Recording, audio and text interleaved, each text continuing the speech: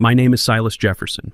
I am 72 years old, and for a long time I thought the battles of my life were over. I was wrong. My daughter's husband thought I was just a tired old man, an easy target whose life savings were his for the taking. He snuck into my bedroom while he thought I was sleeping, looking for the key to my safe. But what he found in my nightstand didn't just stop him. It shattered his entire world. I didn't call the police. Instead, I let him walk right into a trap that was 50 years in the making. A trap built not with locks and alarms, but with history and truth. Before I tell you how a pair of old military dog tags and a faded photograph destroyed a greedy man, I want to know how far my story has traveled. Let me know in the comments where you are listening from, and please hit that like and subscribe button if you believe that the quietest people often have the most powerful stories to tell. It all started a few days before that fateful night over a Sunday dinner that tasted of rosemary chicken and subtle poison. The aroma of the roasting bird filled my kitchen, a recipe my late wife Rose had perfected over decades. Every Sunday I cooked it. It was a ritual, a quiet way to keep a piece of her warmth in this house. My daughter Amara and her husband Chad arrived right on time, as they always did. Amara came in with a smile that could light up a room. She was the sun in my sky. She wrapped her arms around me in a tight hug, and I breathed in the familiar scent of her hair. But when Chad stepped in behind her, an invisible chill seemed to follow him through the door. He gave me a hug too, the hollow, back-patting embrace of a performer. "Silas, you're looking sharp," he said, his voice as smooth as engine oil. "That chicken smells incredible. I could smell it from the street." I just nodded, welcoming them in. Amara moved around the kitchen with an easy grace, helping me set the table as if she had never left home. Chad, however, made himself comfortable in my favorite armchair in the living room, a subtle act of possession I had noticed long ago. His eyes scanned the room, lingering on the mahogany furniture I had built with my own 2 hands 40 years earlier. "This house has good bones, Silas," Chad began, his tone shifting to that of a thoughtful appraiser. "You can't find wood like this anymore. It must hold a lot of memories, and a lot of value." The words hung in the air between us. It wasn't a compliment. It was a probe, a gentle but sharp drill bit looking for a crack in my foundation. I was placing the bowl of mashed potatoes on the table, and I could feel his gaze on the back of my neck. 72 years on this earth had taught me to read every shade and tone in a man's voice. I'd heard that same tone from white contractors in the 70s trying to cheat me out of a few $1,000s, from bankers trying to sell me a predatory loan as the best chance a colored man like me could get. It was the sound of greed, poorly disguised by a thin veneer of politeness. I turned, putting on the smile Rose used to call my political smile. "You're right, Chad. Everything in this house has value. But the most valuable things were paid for with sweat and honesty. And you can't put a price on that." Chad let out a laugh, a little too loud to be genuine. "You got that right. Honesty is everything." He raised his glass of iced tea as if toasting a successful deal. But I knew our conversation had just been a silent round in a fight he didn't know we were having. He had sent out a feeler, and I had put up a wall. The meal continued with a strained cheerfulness. Amara, my sweet girl, was completely oblivious to the quiet battle taking place across her dinner plate. She was deeply in love with Chad, a pure, trusting love that made her blind. She chattered on about her work at the art gallery, about a new artist she was excited to promote. I listened and nodded, but a part of my mind was always watching Chad. He ate mechanically, his eyes occasionally flicking toward the old oak cabinet in the corner of the living room. That was where I kept my important papers, the deed to the house insurance policies, old investment files. Then Amara, in her innocence, lit the fuse. "You know, Dad, Chad's car dealership has been a little slow lately. With the economy, people just aren't buying luxury cars." The atmosphere at the table instantly thickened. Chad's fork hit his plate with a sharp clink. "Amara, I told you not to worry about it," he snapped, the smile vanishing from his face. "It's just a temporary dip. Everything is under control." "I know, I'm sorry," Amara murmured, shrinking under his harsh tone. "I just thought maybe Dad could—" "Your dad doesn't need to do anything." Chad cut her off, his voice now cold as ice. He turned to me, forcing his smile back into place. "I'm fine, Silas. A man provides for his own family. I'd never want to be a bother." A bother. That word stung. I had paid the down payment on their first apartment. I had supported Amara through college. I had discreetly paid a few of their bills when I knew they were struggling. I never saw it as a bother. I saw it as love. But to Chad, my help was something else. It was a resource. It was an admission of his own failure. After dinner, while I was clearing the dishes, I could hear them whispering in the living room.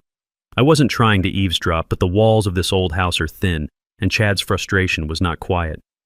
"Why would you say that to him? You make me look bad. Do you have any idea?" "I'm sorry." Amara's voice trembled. "I was just worried about you."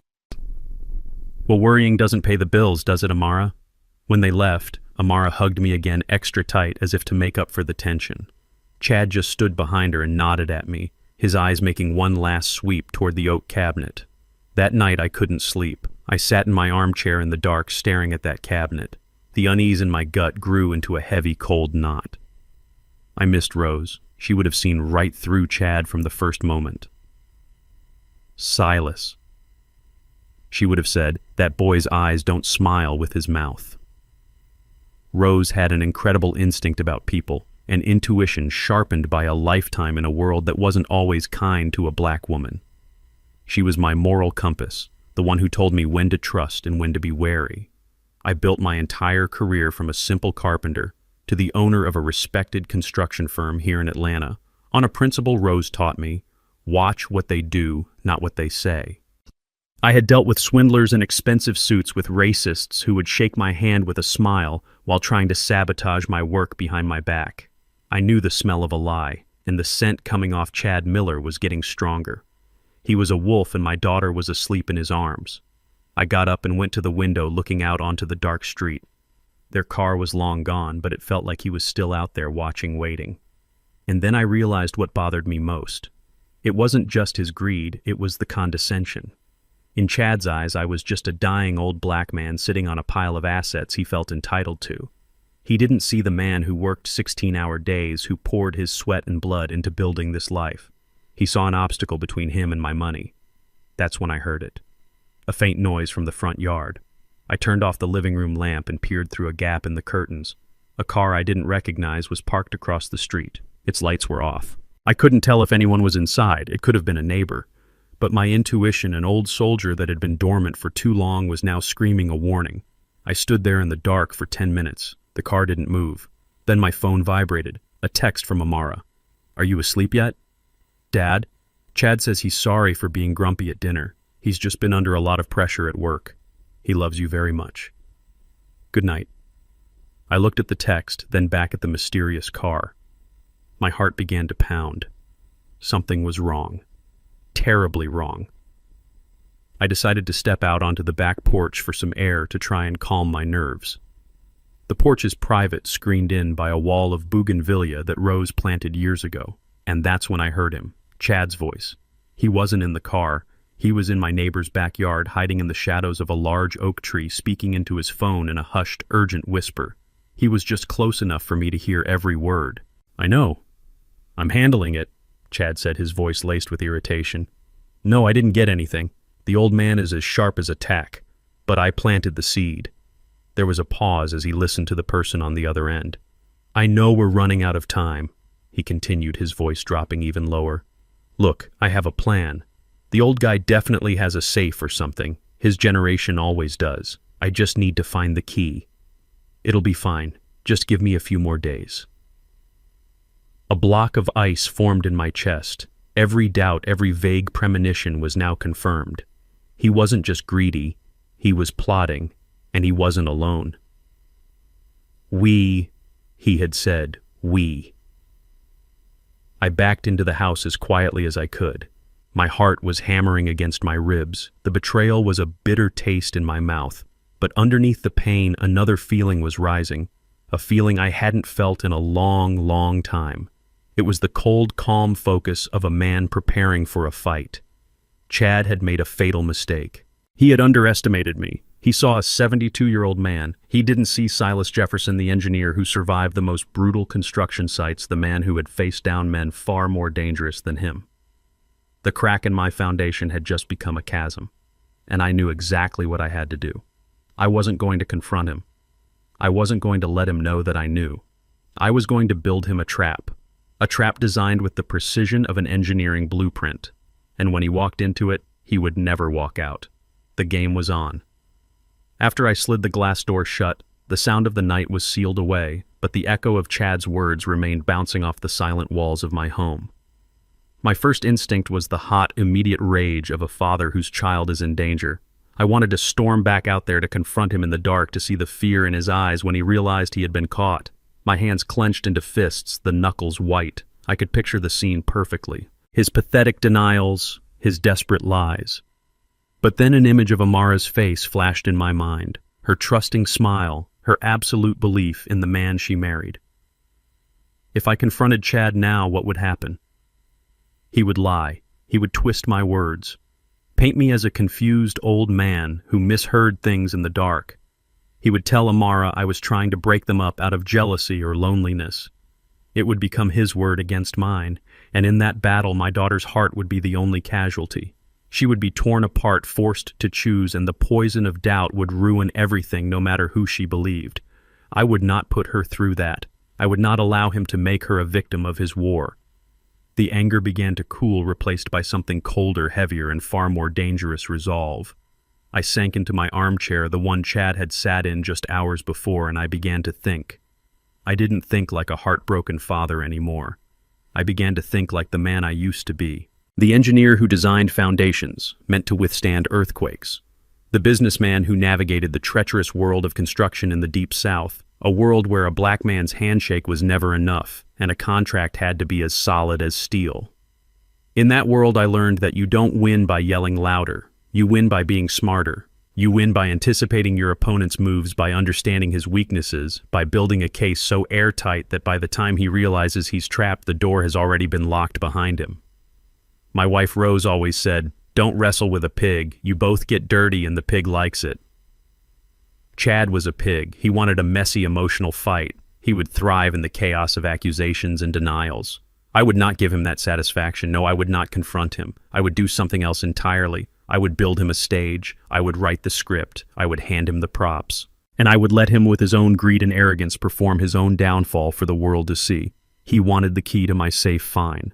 I would lead him right to it. I would let him believe he was winning. I would let him think I was the foolish old man he so clearly saw me as. And when he felt most triumphant, when his victory seemed certain, the floor would give way beneath him. It would be a quiet demolition, precise and absolute. The next morning I woke up with a purpose I hadn't felt in years. The sun streamed through my window, but the light inside me was cold and clear.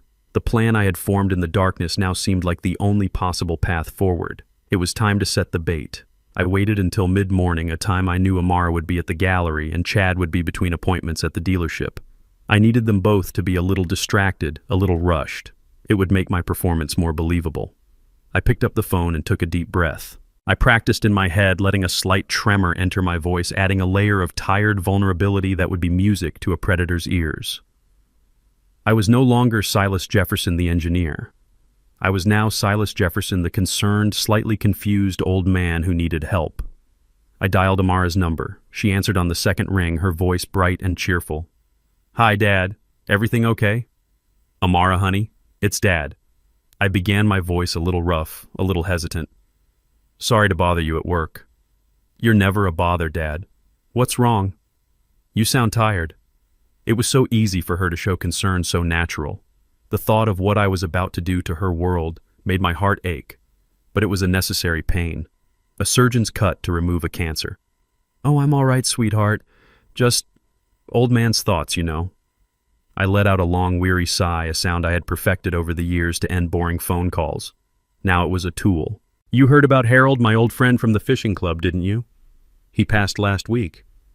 "Oh, Dad, yes, I'm so sorry. I know you two were close," she said, her voice soft with sympathy. "Yes, we were, and his passing, well, it got me thinking. About, you know." I let the sentence hang, letting her fill in the blanks. "Getting my papers in order. Making sure everything is neat and tidy for you." "Dad, don't talk like that," she said quickly, a note of panic in her voice. "It's just life, honey. It's practical. The thing is, most of my important documents, the will, the insurance, the stock certificates, they're all in that safe deposit box at the main bank downtown. And to be honest with you, it's been so long since I've looked in there, I'm not even sure I remember everything that's in it. I let a note of manufactured confusion seep into my voice. My memory isn't what it used to be. That's okay, Dad. We can make a list together, she offered. This was my moment. That's why I'm calling baby girl. I was hoping... I don't feel too steady on my feet these days. Driving downtown, the parking, it's all a bit much for me. I was wondering if you and Chad might be able to drive me to the bank sometime next week. I'd feel so much better just laying eyes on everything, making sure it's all there. Of course, Dad. Absolutely. We can go anytime. Chad is here with me right now. We were just grabbing a quick lunch. Let me put you on speaker. I heard the fumbling of the phone and then Amara's voice, now more distant. Chad, it's my dad. He needs us to take him to the bank next week. And then I heard his voice dripping with a thick, syrupy concern that made my stomach turn. Silas, is everything all right, sir? I'm fine, Chad. Thank you for asking, I said, keeping my voice frail. Just an old man wanting to get his affairs in order. That's a very wise thing to do, Silas. Very responsible. He said, his voice a little too loud, a little too enthusiastic. You just tell us when and where and we will be there. We'll clear our schedules. Your peace of mind is the most important thing. I closed my eyes. The fish wasn't just nibbling at the bait. He was trying to swallow the entire fishing rod. Now for the final crucial piece. I chuckled a dry, raspy sound. Thank you, son. You're a good man. I'm just so forgetful these days. Sometimes I can't even remember where I put my reading glasses. I paused as if trying to recall something. Thank goodness I keep the only key to that box in a safe place. It's always right in my nightstand drawer next to my heart medicine. If I ever lost that key, I don't know what I'd do. I'd probably have to call the president to get that thing drilled open. I made it sound like a joke, a moment of genuine age-related vulnerability. It was the detail that made the lie perfect. It gave him a target, a location, a plan. The silence on the other end of the line was only for a second, but in that second I could almost hear the gears turning in Chad's head. Then his voice came back smoother than ever. Don't you worry about a thing, Silas. We'll make sure you and that key get to the bank safe and sound. You can count on us. We'll call you this weekend to set a day. Thank you, both of you, I said, my voice thick with fake emotion. You've taken a great weight off my mind. We said our goodbyes and I hung up the phone. I sat there in the quiet kitchen, the receiver cold in my hand. There was no joy in what I was doing. There was no satisfaction in knowing how easily the trap had been set. There was only a profound sadness, a sadness for my daughter who had given her heart to a man who saw her father as nothing more than a locked box to be cracked open. And there was a deep, chilling certainty. He would come for the key. He wouldn't be able to resist, and I would be ready for him. The first move of this game was complete. Now all I had to do was wait for his. As Chad's overly cheerful voice echoed on the line, a new thought, sharp and precise, cut through my mind. I had confirmed his intent. Now I needed to confirm his ignorance. I needed to know if he was just a common thief or if this was something deeper, a generational echo of a betrayal I thought I had buried half a century ago. It was time for one more test, a final probe into the darkness of his family's history. You know, Chad, I said, my voice taking on a distant, wistful quality. I was the old veteran now lost in a memory. Your willingness to help an old soldier, it reminds me of someone. Another young man from Atlanta, full of fire and ambition. Oh yeah, who's that Silas? He asked, the politeness in his voice barely concealing his impatience to end the call and start his planning. I paused, letting the silence stretch, giving the name the weight it deserved. A man named Robert Miller. Sergeant Robert Miller. He was your grandfather, wasn't he? There was a slight hesitation on the other end. Yeah, that was him, Chad said, a note of surprise in his voice. Wow, small world. You knew my grandpa. Knew him, son, for 2 years in the jungles of Vietnam. We were brothers. We shared sea rations, dug foxholes together, covered each other's backs when things got hot. I wouldn't be talking to you today if it weren't for him, and I'd like to think he'd say the same about me. This part was true. In the face of death, all other differences melted away. I let my mind drift back, pulling a specific memory from the haze. I wasn't just acting now. I was reliving it, and I let that genuine emotion color my voice. I remember this one time we were on a long-range patrol deep in the A Shau Valley. We walked into an ambush. It was chaos. Green tracers flying everywhere. Your grandfather, he was a firecracker. All instinct. He wanted to charge right into the thick of it. But I saw the trap. I grabbed him, pulled him back behind this huge banyan tree, and we held our ground until the choppers came. He had more courage than any 10 men your grandfather, but he was always looking for the shortcut, the quick, decisive victory. I was painting a picture for him, a picture of a brave but reckless man, a man who acted before he thought. And he was always talking about getting home, I continued, my voice a low murmur. He wasn't dreaming about a quiet life. Oh no. He had big plans. He had maps he'd drawn from memory of all the cheap land around Atlanta. He used to say, "Silas, when we get back, we're going to be kings. This whole city is going to be ours." He had a fire in his belly, that man. I had laid it all out, the connection, the shared past, the hint of his grandfather's ambitious, borderline obsessive character, now for the question that mattered. "He must have told you some of the old war stories," I said, my voice casual, almost an afterthought. Did he ever mention me, Silas Jefferson? We were going to go into business together when we got back. I held my breath. This was the moment of truth. Chad's response came without a second of hesitation. It was smooth, dismissive, and utterly, completely blank. Honestly, Silas' Grandpa Robert never really talked about the war. You know how that generation was. He always said it was a dark time best left in the past. He passed away when I was just a teenager, so I didn't get to hear many stories at all. Then he added the line that sealed his fate. "But I'm sure he would have remembered you fondly. It's really something that you two served together." That was it. The final piece of the puzzle clicked into place. Not a flicker of recognition, not a hint of a story passed down through the family. The name Silas Jefferson meant nothing to him beyond being the father of the woman he married. The history between me and his grandfather, the betrayal, the lawsuit, the land, it had all been erased, buried. Chad wasn't just coming for my money out of simple greed. He was coming for it out of profound, arrogant ignorance. He was the product of a family that chose to forget its sins rather than learn from them.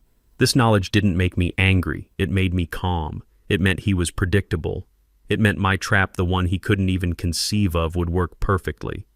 He was a blind man walking toward a cliff, and he thought he was marching toward a gold mine. "Well," I said, letting a final sad sigh float through the phone, "the past is the past, I suppose. Thank you again, son, for everything." "Any time, Silas.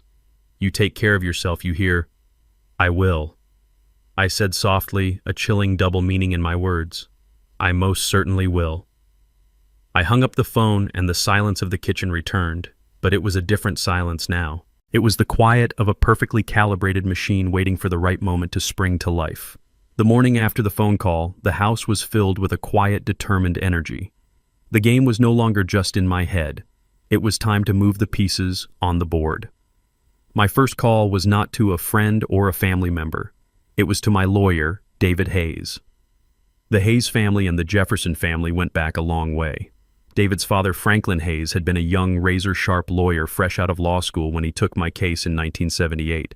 He was the only one in Atlanta who was willing to represent a black contractor in a contract dispute against an established white family. Franklin saw the injustice done to me by Robert Miller, and he fought with a brilliance that I had never forgotten. Now his son David, a man with his father's mind and a calmer demeanor, handled all my affairs. The Hayes family didn't just know my business, they knew my history. David answered on the first ring. "Silas, it's good to hear from you. I hope everything is well." "Everything is under control, David," I said, my voice steady. "But I have a sensitive family matter that requires your counsel. It involves my son-in-law, Chad Miller." I could hear the change in the atmosphere over the phone. David knew I was not a man who called over minor squabbles. He was silent, waiting for me to continue. I laid out the situation for him, not with the emotion of a betrayed father, but with the dispassionate precision of an engineer describing a structural problem. I told him about Chad's financial troubles, his probing questions, and the phone call I had overheard. I finished by telling him about the trap I had set over the phone just yesterday. When I was done, David was quiet for a long moment. "Silas," he said finally, his voice serious, "this is a delicate situation. What is your objective here? Is it simply to protect your assets, or is there another goal?" "My assets are already protected, David. You and I made sure of that years ago with the trust," I replied. "My goal here is truth. I want my daughter to see with her own eyes and without a shadow of a doubt the character of the man she married. I will not allow him to manipulate his way out of this with lies. I want his own actions to be the evidence. I understand, David said. A public demonstration. In that case, we need to ensure every step you take is legally sound. We cannot give him any grounds to claim entrapment or harassment. That's why I'm calling you, I said. He believes my assets are in the original safe deposit box at the downtown branch, the one I opened with Rose back in '85. Is his name anywhere on that account? David asked, his mind already working through the legal angles. No, only mine and Rose's. But his last name is Miller. My original business partner, his grandfather was Robert Miller. He might try to use that name similarity to create confusion at the bank to imply some kind of generational claim. That's a good point, David said. He could try to argue he was accessing what he believed to be a family account. It's a weak argument, but we need to neutralize it. Here is what we will do. First, you will go to the bank alone. You will empty the contents of that box and transfer them to a new box under the name of the Jefferson Family Trust. Only you will have access to that. Second, you will place your bait documents in the original box. Third, and this is crucial, I will call the bank manager, Mr. Peterson. You've known him for years, correct? Since his first day as a teller? I confirmed.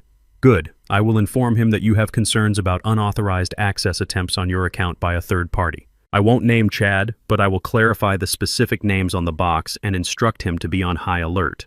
If anyone other than you attempts to access that box, they are to be detained and questioned. Chad's actions of his own free will constitute attempted fraud. He'll be caught in his own lie with no legal recourse. A feeling of relief washed over me. My instincts had been right, but David had provided the legal fortress to surround them. My plan was no longer just a father's desperate gambit. It was now a sound legal strategy. Thank you, David. I said the words carrying the weight of decades of trust. Just be careful, Silas, he warned. You are playing a dangerous game. I know, I said, my gaze falling on a photograph of Rose on my desk. But some things are worth fighting for. With the legal groundwork laid, the next phase of my plan began. This part required not a lawyer's mind, but an engineer's hands. That afternoon, I unboxed the device I had ordered online with next-day delivery.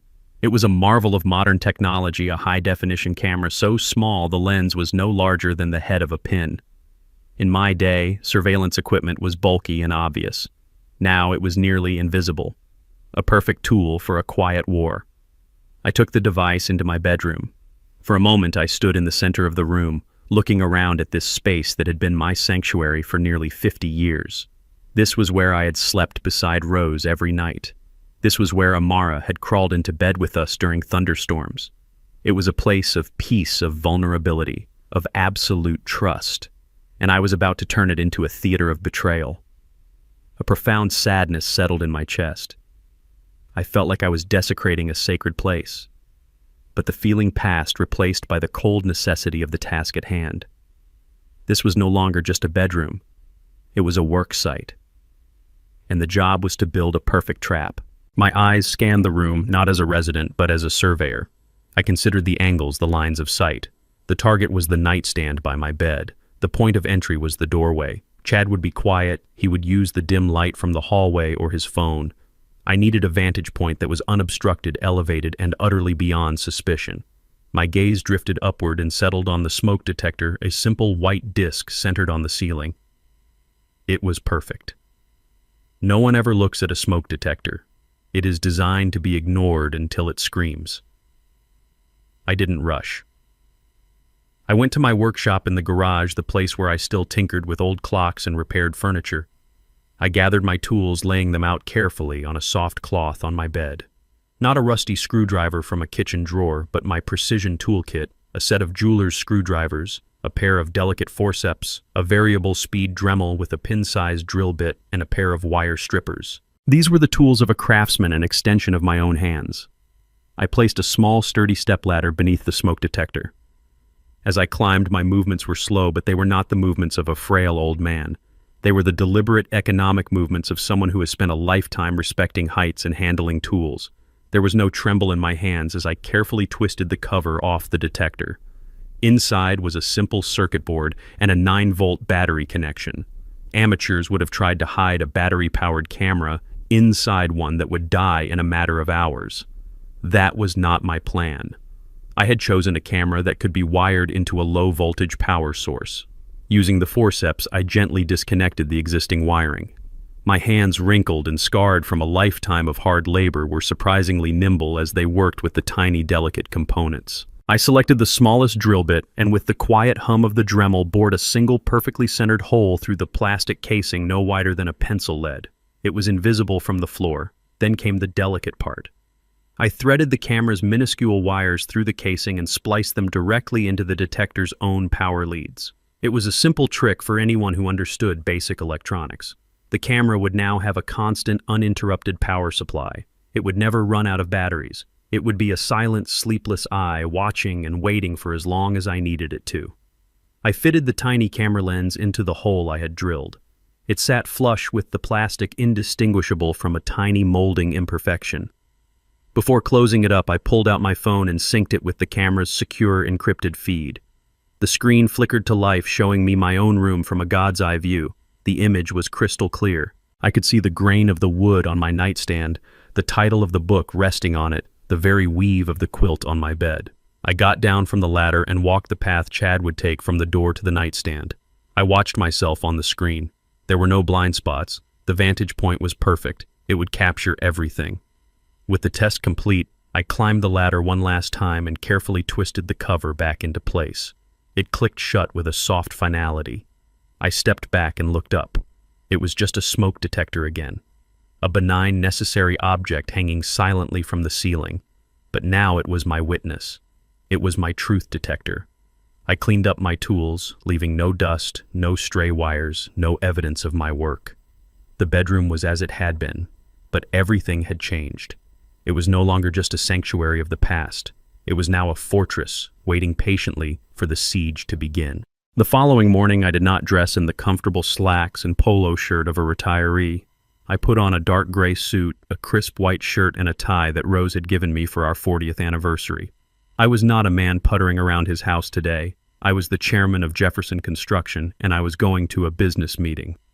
The drive downtown to the main branch of the Atlanta Trust Bank was filled with a heavy silence. Every traffic light, every turn was a moment for reflection. I was about to open a time capsule of my life with Rose, only to dismantle it to protect it from the greed that had now infected my family. It was a necessary profanity, and the weight of it settled on my shoulders. I didn't wait in the main line. I had an appointment with the branch manager, James Peterson. He was a man in his early 40s with a sharp suit and a respectful demeanor. I had known him since he was a young teller with aspirations, and I had watched him climb the ladder. He greeted me at the door of his office with a firm handshake. "Silas, it's good to see you, but I'm sorry for the circumstances," he said, his expression serious. "David Hayes called me yesterday. He explained that you required our full discretion and assistance with a sensitive account matter. Consider it done. Whatever you need, we are here to support you." "Thank you, James. I appreciate that more than you know," I replied. There was an unspoken understanding between us. In a city like Atlanta, a man like me didn't build a reputation over 50 years without creating a network of mutual respect. James knew I was not a man given to drama or frivolity. If I was here with my lawyer involved, the matter was serious. A bank employee quietly escorted me to the vault. The great circular steel door, polished to a mirror shine, swung open with a near-silent hiss. We walked into the cold, quiet air of the vault, a room that smelled of old paper and cold steel. It was a library of secrets and fortunes held in thousands of anonymous metal boxes. I was led to a small private viewing room, and a moment later the employee returned carrying the long, heavy safe deposit box numbered 347. My box. He placed it on the table and left, closing the door softly behind him. I stared at the box for a long moment. It was cold to the touch. Rose and I had opened this account the year after my company finally turned a stable profit. We had sat in a room just like this one, our hands trembling slightly as we placed the first stock certificates inside proof of a future we had barely dared to dream of. With a deep breath, I inserted the key and turned. The lock clicked open with a sharp metallic sound. I lifted the heavy lid. On top of the stacks of manila envelopes and folded documents was a small faded photograph of Amara at her 5th birthday party, a chocolate smudge on her cheek and a paper crown perched crookedly on her head. A wave of memory washed over me so powerful it almost buckled my knees. The pain was sharp and real. This box wasn't just a collection of assets. It was the physical manifestation of my life's purpose to build a world of safety and opportunity for my family. But there was no time for sentiment. I worked with the efficiency of an engineer on a deadline. I carefully lifted out every document. Stock certificates for companies I had invested in decades ago. The original notarized deeds to 3 properties, including the land on which my own house stood. U.S. Treasury bonds tucked into a crisp envelope. My military discharge papers, Rose's will. My life's work, a tangible history of risk and reward, lay on the table before me. I sorted them into a neat pile. Then from my briefcase, I removed the items for the new box and the single thick envelope David Hayes had prepared for me. I took the new, clean, safe deposit box that had been brought for me and began to fill it. I placed every valuable document from the old box into the new one. This was the fortress. This was the treasure now moved to a new, unassailable location under the name of the Jefferson Family Trust. When I was finished, I was left with the old box number 347. It was now empty, save for the faded photograph of my daughter. I picked up the photo, looked at it one last time, and slipped it into my suit pocket close to my heart. It did not belong in the trap. Then I took the thick bait envelope, the one addressed to Chad Miller, and placed it in the center of the now empty metal box. It lay there, solitary and significant. It was a bomb waiting for a greedy hand to arm it. I closed the lid. The click of the lock sounded like a final, irreversible decision. I left the viewing room and returned both boxes to the employee. In Mr. Peterson's office, he signed the paperwork for the new account. I slid the new key across his desk. "James," I said, "please place this in the main bank vault. Access only by me in your presence." "Of course, Silas," he said, securing the key in a numbered envelope. I stood up to leave the old key, the key to the trap now feeling heavy and strange in my pocket. At the door, I turned. "Thank you for your discretion, James." He looked me straight in the eye, his expression unwavering. "You've been a pillar of this community for 50 years, Silas. We protect our own." As I walked out of the bank and into the bright Atlanta sun, I did not feel relief. I felt a grim, steely sense of accomplishment. The physical trap was set. The bait was in place. The silent witness in my bedroom was watching. Now the waiting would begin. I worked in the cold, sterile silence of the bank's viewing room, the fortress I was building taking its final shape. With the true legacy of my life's work secured in a new, untouchable vault, my attention turned to the old box number 347. It sat on the table before me, empty and hollowed out a metal shell waiting for a new poisonous purpose. From my leather briefcase, I withdrew a thick manila envelope.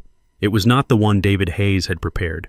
This was one I had prepared myself, a final personal touch to the proceedings. From a separate folder, I took out the documents. They were not the originals with their brittle yellowed paper and faded ink. I would never risk those. These were crisp, high-quality copies, the kind used for legal filings, the black ink stark against the clean white paper. I laid them out on the cool metal of the table, a timeline of betrayal printed in monochrome. The first document was a copy of the land deed from 1975. The names at the bottom were clear as day: Silas T. Jefferson, Robert L. Miller. Seeing his name next to mine, even after all these years, sent a faint, cold echo through me. 2 soldiers, 2 brothers, 2 partners, whose bond had been dissolved by the universal acid of greed. The second document was the court's judgment from 1978. Page after page of legal language that all boiled down to one simple, brutal fact: Robert Miller had committed fraud in his attempt to cut me out of the deal, and as a result, the court had awarded me sole and undisputed ownership of the land. It was the story of a victory that had always felt more like a scar. These documents were the facts, they were the history, but they lacked a soul. The final piece of the trap had to be personal. From the inside pocket of my suit jacket, I took out a single sheet of heavy cream-colored stationery and my old fountain pen, the one Rose had given me when I first opened my office. The pen felt cool and familiar in my hand. Its nib was perfectly worn, moving across the paper with a soft scratching sound that was the only noise in the room. My handwriting was as it had always been, the neat, precise block lettering of an engineer, each letter formed with care and intention. I wrote only a few short lines. I did not need a long letter to say what needed to be said. I chose each word with the care of a demolition expert placing a charge. When I was finished, I read the note over, once my face impassive. Then I folded the heavy paper in half with a sharp crease. I slipped the note inside the envelope, placing it on top of the legal documents. I sealed the flap, pressing down firmly, leaving no doubt that it was meant to be opened only by its intended recipient. I picked up my pen one last time and wrote on the front of the envelope in the same clear, strong letters, "For Chad Miller." I then placed the sealed envelope into the center of the cold, empty safe deposit box. It lay there looking small and harmless, but I knew it was filled with a truth more explosive than any dynamite. I closed the heavy lid. The metallic click of the lock echoed in the silent room, a sound of absolute finality. The trap was now complete. For 3 nights I waited. The trap was set.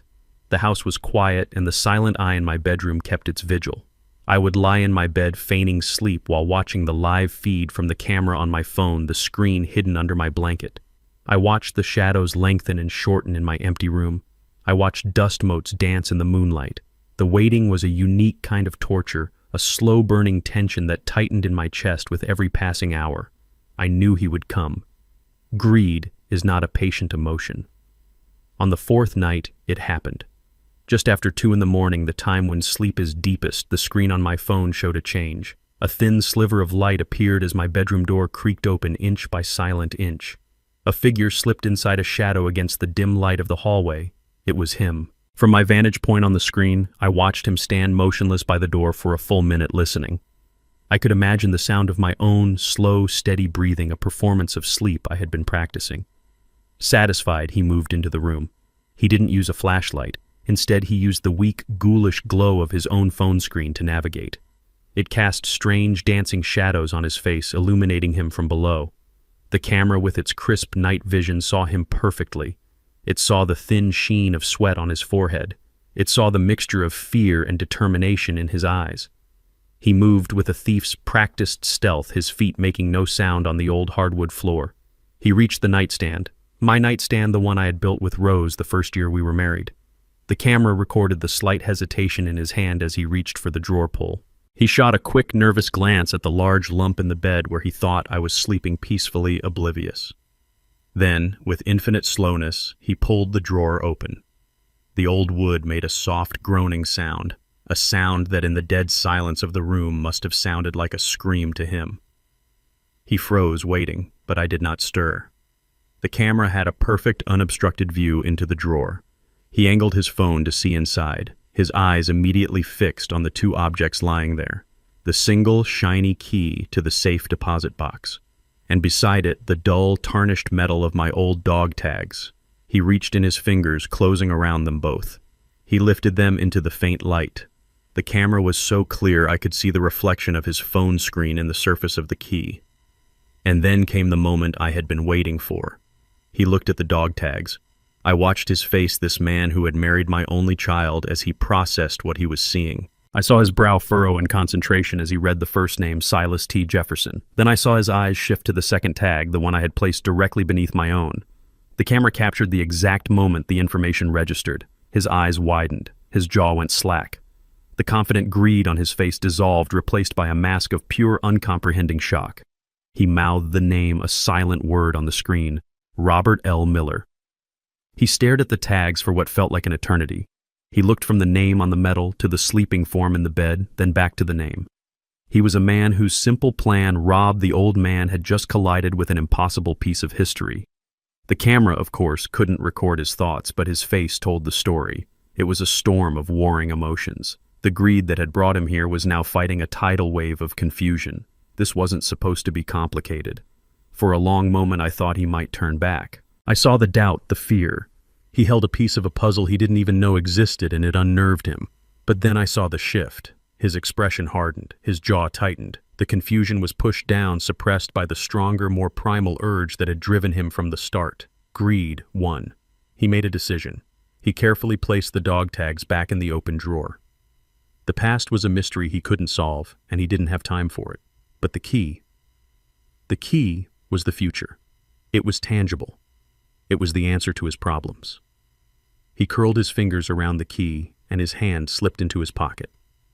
He closed the drawer, gave one last long look at my bed, and then, as silently as he had entered, He slipped out of the room and closed the door behind him. I lay in the dark watching the footage one more time on my phone. I had it. The final, undeniable proof. There was no pity in my heart, only the cold, hard certainty of a trap that had just been armed by its intended victim. The next morning, the sun rose on what Chad Miller believed was the first day of his new life. As I later learned from a heartbroken Amara, he was a different man. The cloud of stress and anxiety that had been hanging over him for months had vanished, replaced by an unnerving electric confidence. He woke up early whistling as he put on his best suit. When Amara came into the kitchen, rubbing the sleep from her eyes, he was already dressed, knotting his tie with a flourish. "You're up early," she said, smiling, "and looking very handsome. Big day at the dealership." He turned and gave her a kiss, a deep and theatrical kiss that was a performance of a loving, successful husband. "The biggest," he said, his voice buzzing with energy. "Honey, you're not going to believe this. That corporate client from Charlotte, the one I've been chasing for 6 months, his assistant just called. He flew in last night unexpectedly, and he wants to meet this morning to finalize a fleet deal, a massive one. This could be it, Amara. This could be the deal that clears all our debts and sets us up for good." The lie was flawless. It was specific, believable, and perfectly tailored to her hopes and dreams for him. I can picture my daughter's face, her eyes lighting up with pride and relief. "Oh, Chad, that's wonderful. I knew you could do it." She was his biggest cheerleader, his most loyal believer, and he used that beautiful, trusting heart of hers as a cover for his crimes. While she busied herself making him a celebratory cup of coffee, he grabbed his briefcase, the key to box 347, now nestled securely in an inner pocket. He gave her one last kiss at the door. "Wish me luck," he said. "You don't need it," she replied, beaming. "You're a star." As he walked out of their apartment and into the bright morning sun, he must have felt invincible. I can see him in my mind's eye striding to his polished, expensive car, a car he was probably months behind on payments for. As he drove through the streets of Atlanta, the city must have looked like his kingdom. He was the master of the universe. He had outsmarted the old man. He had seen an opportunity and seized it with both hands. He was probably already spending the money in his head, imagining the look on the faces of the creditors who had been hounding him.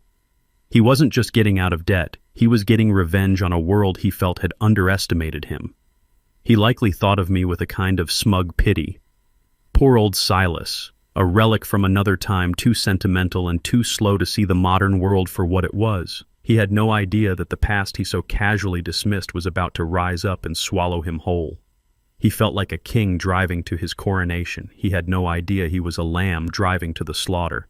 Every confident thought that crossed his mind was a lie. Every mile he drove was a mile deeper into a maze designed just for him. The upbeat music he was likely blasting from his speakers was a soundtrack to his own ruin. He finally pulled up in front of the Atlanta Trust Bank, its stone facade and tall columns gleaming in the morning light. It was a temple of money and power, and he felt he was finally ready to enter and take his rightful place inside. He checked his reflection in the rearview mirror, straightening his tie, smoothing his hair.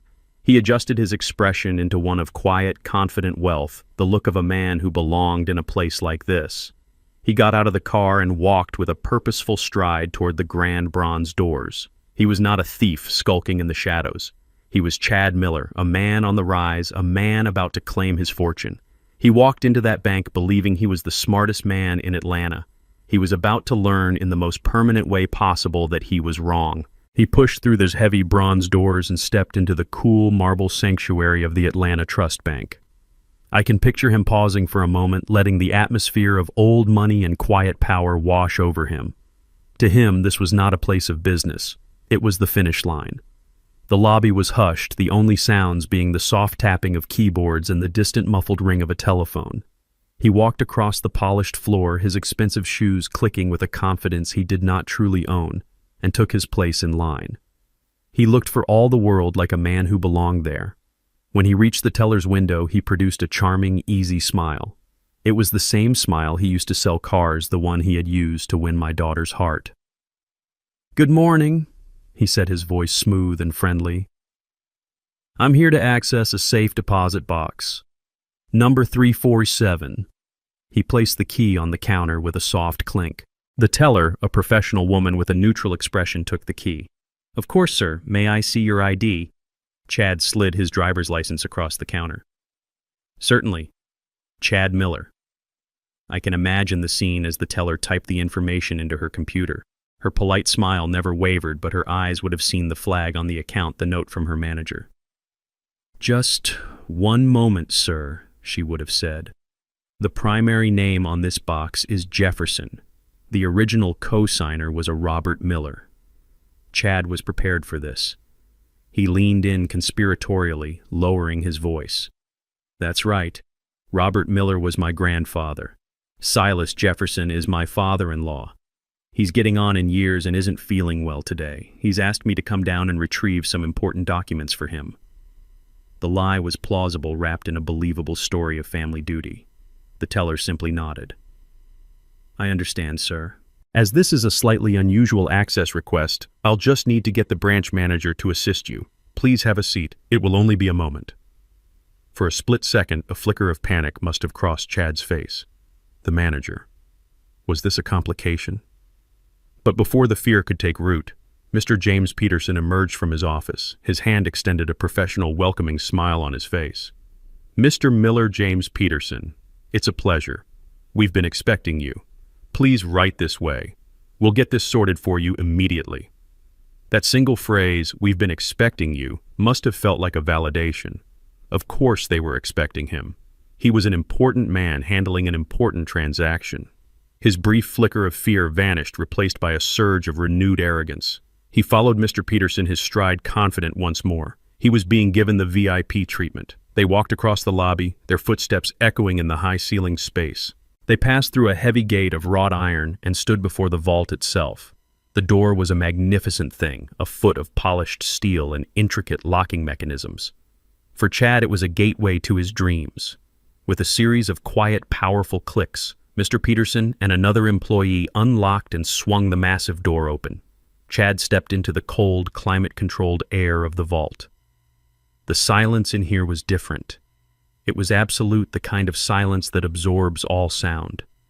Rows upon rows of identical numbered metal boxes lined the walls, a silent testament to the city's hidden wealth.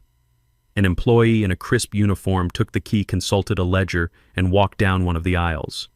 There was a soft, metallic scrape as he located and slid box 347 from its slot. He handed the box to Chad. It felt heavy in his hands, substantial.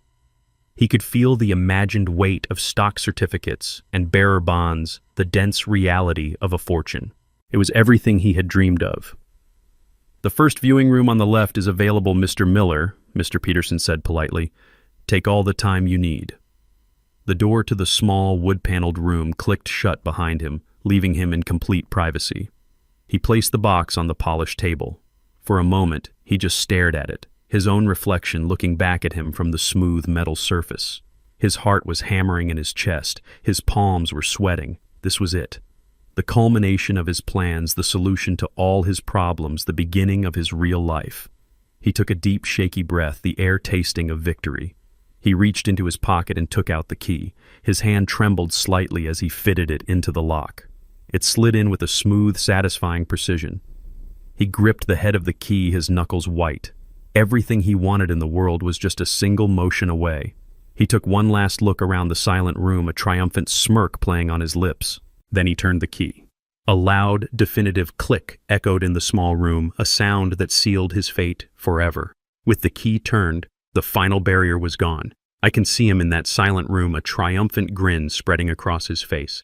This was the moment. He lifted the heavy steel lid, his eyes wide with anticipation, ready to feast on the treasure trove that would solve all his problems. And then his grin vanished. His face fell, the confidence draining away like water through a sieve. The box was empty. Cavernously, insultingly empty. There were no stacks of cash, no thick envelopes of bonds, no stock certificates. All he saw lying in the center of the cold, bare metal was a single, plain manila envelope. For a moment he simply stared, his mind refusing to process the scene. Was this a joke? A test? Where was the money? His confusion quickly curdled into a hot, frustrated anger. He snatched the envelope from the box, his movements now rough and impatient. Perhaps this was it. Perhaps the envelope held account numbers, a deed to a hidden property, the real key. He tore it open with a savage rip, not bothering with the clasp. A few sheets of paper spilled onto the polished table. He grabbed the first one. It was a copy of the land deed from 1975. He scanned it, his eyes finding his grandfather's name, Robert Miller, next to mine. He frowned, shaking his head. What was this? Some useless piece of ancient history? Where was the fortune? He tossed it aside and grabbed the next document. This one was different. It was a court judgment dense with legal text. His eyes darted across the page, snagging on words that made his blood run cold. Words like fraudulent misrepresentation, breach of contract, and then the final devastating phrase, sole ownership of the property in question is hereby awarded to the plaintiff, Mr. Silas T. Jefferson. A sick, dawning horror began to creep into his expression. He didn't understand the whole story, not yet, but he understood that he had just stumbled into something far more complex and dangerous than a simple robbery. Then his eyes fell on the last item, the single sheet of cream-colored stationery. He picked it up, his hand trembling slightly. He read the few lines I had written for him, the words I had chosen so carefully. Looking for your inheritance, son. You're robbing the wrong man. And you're looking in the wrong place. Your grandfather's fortune was lost the day he tried to steal mine. The transformation was absolute. The color drained from his face, leaving it a pasty, sickly white. The document slipped from his numb fingers, scattering across the table. A small, choked sound escaped his throat. He stumbled backwards, slumping into the chair behind him. It all crashed down on him in that one terrible moment. There was no money. There was never going to be any money. He hadn't just failed. He had been lured into a trap. A trap that had been waiting for him, for his name, for his greed, for half a century. He wasn't a master thief on the verge of victory. He was just the latest fool in a long family line of them. And just as that devastating reality was settling in, the door to the viewing room opened without a knock. Mr. Peterson, the bank manager, stood in the doorway. He was no longer smiling. His face was a mask of grim professional authority. Behind him, flanking the doorway, were two uniformed security guards. Mr. Peterson's voice was calm, but it cut through the silence like a shard of ice. Mr. Miller, there appears to be a serious irregularity with your attempt to access this account. I'm afraid you'll have to come with us. That evening, my living room, usually a place of warmth and comfort, felt as cold and sterile as the bank's vault. The air was thick with unspoken words, heavy with a tension so profound it was almost difficult to breathe. I had called them an hour earlier. My voice over the phone had been calm, measured, and unyielding. Amara, I had said, I need you and Chad to come to the house immediately. There's a serious family matter we must discuss. I offered no explanation, and I refused to answer her frantic questions. When they arrived, the contrast between them was devastating. My daughter Amara rushed in first, her face etched with worry and confusion. Her eyes darted between me sitting calmly in my armchair and her husband. Dad, what's going on? She asked, her voice trembling slightly. Chad told me there was some terrible misunderstanding at the bank. He's so shaken up. Please, whatever this is, can't we just talk it through? She was trying to be the peacemaker to smooth over a crack that she could not possibly comprehend was a chasm. Chad followed her in like a man being led to his own execution. His arrogant swagger was gone, evaporated. His expensive suit now looked like a costume on a broken mannequin. His face was pale, his shoulders slumped in defeat. He couldn't meet my gaze. His eyes were fixed on the floor as if searching for a hole to swallow him whole. He didn't say a word, just sank into the chair furthest from me, a silent, hollowed-out shell of the man who had walked so confidently into the bank that morning. His silence was his confession. I let that silence stretch, letting it press down on both of them. I let Amara's anxious questions hang unanswered in the air. I wanted them to feel the full weight of the moment before the first blow fell. The only sound in the room was the slow rhythmic ticking of the old grandfather clock in the corner, a sound that had measured out the peaceful moments of my life for 50 years. Tonight it sounded like a countdown to an explosion. Dad, please, Amara whispered, her hand reaching for Chad's, but he didn't seem to notice. You're scaring me. Don't. I finally looked at her, my expression calm, but my heart breaking for the pain I was about to cause her. It was a necessary pain, the sharp, clean pain of a surgeon's knife meant to save a life, not to wound it. I'm not trying to scare you, honey, I said, my voice low and even. I am trying to show you the truth. All I ask is that you watch and you listen. Then we can talk. I picked up the television remote from the table beside me. The small plastic object felt unnaturally heavy in my hand. It was the key to the final lock, the trigger for the final act. Chad looked up at the dark screen of the television, a flicker of pure animal terror in his eyes. He knew what was coming. Amara just looked at me, her face a mask of bewildered innocence. The contrast was a tragedy. I aimed the remote, and with a soft click, the screen came to life. The screen flickered to life, not with a news channel or a movie, but with a strange, high-angle black and white image. The room was dark, illuminated only by the faint moonlight coming through a window. Amara squinted at the screen, her head tilted in confusion. "Dad, what is this?" she whispered. "Is this some kind of old security tape?" Chad said nothing. He seemed to shrink in his chair, his face ashen, his eyes glued to the screen in horrified fascination. Then on the television, a door handle turned with agonizing slowness.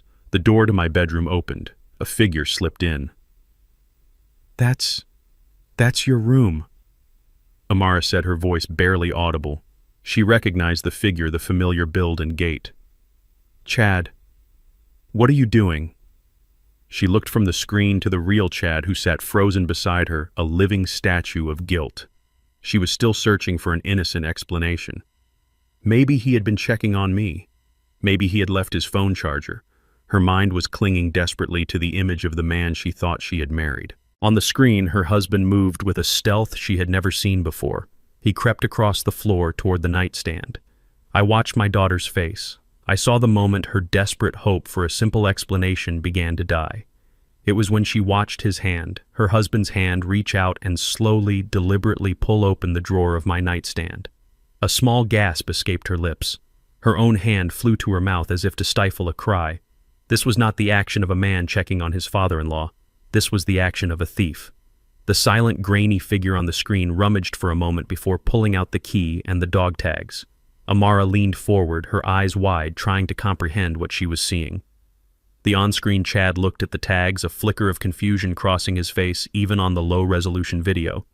But then, with a decisiveness that was chilling to watch, he pocketed the key. A crime clean and undeniable had just been committed on the screen in front of her. But in the living room, a heart was being shattered. I saw the exact moment the love in my daughter's eyes was replaced by a look of utter soul-crushing devastation.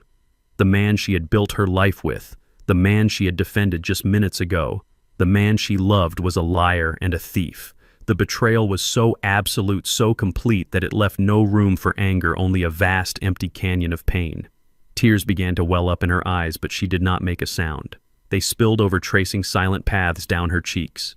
It was the quiet, profound grief of a world ending. She was no longer watching the screen. Her gaze was fixed on some distant point in the empty air in front of her, as if she was watching the entire history of her marriage replay in her mind, now tainted by this single unforgivable truth. Every shared laugh, every promise, every moment of intimacy was now a lie. On the television, the video version of Chad silently closed the drawer and slipped out of the room, leaving no trace of his crime except for the damning record of it. The screen went black. The only sound in the room was the steady, merciless ticking of the grandfather clock and the sound of my daughter's silent, heartbroken sobs. The evidence had been presented. The silence that followed was heavier and more terrible than any accusation I could ever have made. It was a silence filled with the wreckage of my daughter's shattered heart. I let the screen stay black for a long moment, letting the silence in the room become a physical presence. Amara was still crying, those quiet, devastating tears of a world undone. Chad sat like a stone, his face a hollow mask. I turned my gaze from the television to my daughter, and I began to speak. My voice was not loud, it was not angry. It was calm, measured, and as heavy as the 50 years of history it was about to unburden. "Amara," I began speaking to her, but making sure Chad heard every single word. "What you just saw on that screen, that isn't the beginning of this story. It's the end of one. A story that started long before you were born, in a place a world away from here." I looked at Chad, truly looked at him for the first time that evening. "It started in the jungles of Vietnam. Your grandfather, Robert Miller, and I were kids. We were dropped into a hell that neither of us understood, and all we had was each other. We weren't black or white in that jungle. We were just two boys from Atlanta trying to keep each other alive. We shared our food, our ammunition, and our dreams. And we made a promise. We swore on the graves of the friends we lost that if we made it back home, we would build something together. Something real. Something that would last. I leaned forward in my chair. And we did it. When we got back, we pooled every penny we had saved from our combat pay. It wasn't much, but it was enough. We bought 50 acres of red clay and pine trees way north of the city. Everyone, including my own family, thought I was a fool. It was nothing back then. Just farmland. Nobody wanted a place where you could hear the crickets at night. But Robert and I, we saw the future. We saw the city expanding, and we knew that one day that worthless piece of dirt would be worth something. Amara looked up. Her tears momentarily forgotten, confused by this story she had never heard. Your grandfather, Chad, he was the one who handled the final paperwork with the county clerk. I continued, my voice as steady as concrete. He was the white partner. It was easier that way back then. He came to me a week later, his face all long and sad, and he told me the deal had fallen through. He said the seller backed out, that our money was lost in legal fees. He shook my hand, looked me in the eye, and told me, "Tough break, Silas. We'll get 'em next time." He lied to my face. What I didn't know was that the deal hadn't fallen through at all. The deed had been filed. Only my name wasn't on it. He thought it was the perfect crime. This was Georgia in the 1970s. Who would take a black man's word over a decorated white sergeant's? He was counting on me to just roll over and accept it. He was counting on the world being just as ugly and unfair as he was. But he made a mistake. He underestimated me. And he underestimated a brilliant, fearless young lawyer named Franklin Hayes who believed the law should be blind. We took your grandfather to court. It was a long, ugly fight. He slandered my name. He had his friends lie on the stand. But we had something he didn't. We had the truth. We had my bank receipts showing my half of the payment. We had letters he had written me from Vietnam, letters filled with our plans for that very piece of land. And in the end, the truth won. The court found that Robert Miller had committed fraud. They stripped him of his claim and awarded me sole legal ownership of all 50 acres. I paused, letting that sink in. I could see Chad's mind struggling to connect the dots, still not understanding the true scale of the story. And here, I said, my voice dropping slightly, is the part of the story your family chose to forget. Here is the secret that has been rotting at the core of the Miller family for 2 generations. That worthless piece of land, that red clay and pine scrub that your grandfather tried to steal from me. Do you have any idea where it is? I let the question hang in the air for a heartbeat before I delivered the final crushing blow. It's the 4-block stretch of Peachtree Road that runs from Phipps Plaza past Lenox Square. The ground underneath those glass and steel skyscrapers, underneath those designer boutiques where your wife likes to shop, underneath the very heart of modern Buckhead. That was our land. Your grandfather didn't just try to steal 50 acres of dirt from me, Chad. He tried to steal the future. He tried to steal one of the most valuable pieces of real estate in the entire American South. The color, what little was left of it, drained completely from Chad's face. Amara let out a soft, strangled gasp, her hand covering her mouth again, but this time in utter disbelief. His greed and his prejudice. I concluded, my voice now like the tolling of a great bell. It cost your family everything. He lost the land, he was disgraced, and he spent the rest of his life drowning in bitterness and debt, passing that poisonous legacy of failure and resentment down to his son, and then down to you. My family, on the other hand, built its entire foundation on the land he threw away. Everything I have, Amara, this house, your education, the trust fund that will keep you secure for the rest of your life, it all grew from that piece of red clay. The fortune you were looking for in my nightstand drawer, Chad, was a ghost. You didn't come here tonight to rob a feeble old man. You came here to rob the memory of your own family's lost kingdom.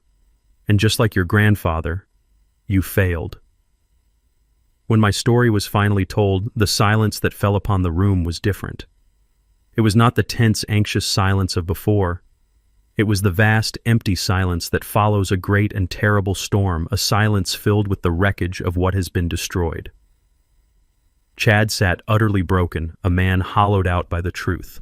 But my eyes were on my daughter. Amara's silent tears had stopped. She slowly lifted her head, and the look on her face was one I had never seen before. The heartbroken confusion was gone. In its place was a cold, clear, and devastating understanding. She had been given the answer to a question she never even knew she should be asking, and that answer had changed everything. She looked at the man beside her not as her husband, but as a stranger, a ghost continuing a pathetic family legacy of greed and failure. She did not scream, she did not yell or curse him. Her movements were slow, deliberate, and filled with a grace that was heartbreaking to watch. She looked down at her left hand at the diamond engagement ring that had once been her greatest joy. Now it was a symbol of a grand deception, a glittering lie. With a quiet, steady purpose, she began to twist the ring off her finger. It caught for a moment on her knuckle, a final futile resistance. Then it came free. She didn't throw it, she didn't drop it. She reached forward and placed the ring gently on the polished wood of the coffee table that separated them. In the dead quiet of the room, the sound of the small piece of metal and stone touching the wood was as loud and final as a gunshot. A soft, definitive clink. A sound that ended a marriage. A sound that ended a lie. Then she looked at Chad. Her eyes were not filled with hatred, but with a bottomless, sorrowful disappointment that was far more damning. Her voice, when she finally spoke, was not much more than a whisper, but it carried the unshakable weight of her decision. "I think you should go now, Chad." That was all. No accusations, no recriminations, just a quiet dismissal. In that moment, she was no longer my little girl who needed protecting. She was a woman as strong as her grandmother, as strong as the steel and concrete foundations of this very house. My heart ached for the terrible pain that had brought her to this point, but it swelled with a fierce pride at the strength she had found in the ruins. The truth had cost her the life she thought she had, but it had given her back the one thing Chad's lies had tried to steal herself. Chad finally lifted his head from his hands. He looked at me, his eyes empty and hollow, braced for the final expected blow. He was waiting for me to call the police, to tell him I was pressing charges, to threaten him with the ruin he so thoroughly deserved. He was waiting for a punishment he could understand. I decided to give him one he would never be able to escape. I looked at this broken man, this echo of his grandfather's failure, and I spoke, my voice devoid of anger, filled only with a cold and final clarity. "I'm not going to call the police, Chad. The bank will handle their fraud complaint as they see fit, but I will not be pressing charges for what you did in this house." A flicker of something not hope but confusion passed through his eyes. "Don't mistake my decision for mercy," I continued. "A man like you would do fine in jail. You'd see it as a challenge, another system to try and beat. You would serve your time and come out the same man you are today, filled with the same empty greed. That's not a punishment, it's just a pause. No, your sentence is far more severe. Your punishment is that you have to live with the truth.